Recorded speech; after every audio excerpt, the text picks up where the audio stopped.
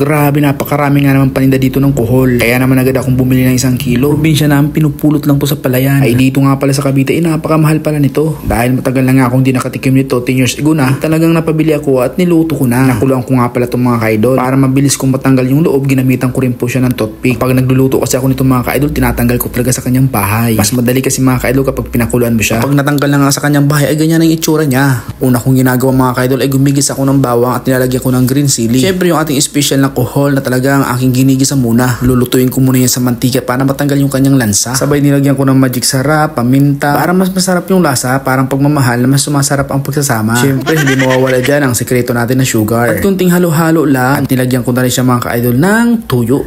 Para nga mga ka-idol mas lumasa siya, nilagyan ko rin siya ng chili powder. Nilagyan ko nga rin po mga ka-idol ng gulay na sitaw para may kasama siyang gulay. Pampahaba doon ang buhay. Nilagyan ko nga rin pala ito ng kaunting suka. Dahil mas masarap yung nag-aagaw yung alat, tamis at asim ng kaunti. At mas lalong masarap lalo na kung meron kang kanin i-partner mo tong ulam na to. Kapag ikaw ay yung order nito ay siguradong mapapamahal ka talaga nito. Dahil kaya naman magluto natin ay niluto ko na. Kaunting patuyo-tuyuin lang natin para mas lumasa pa siya. Dahil luto na, nilagay ko na siya sa lagayan. And syempre kinain ko na yung napakasarap na luto na kohol with sitaw.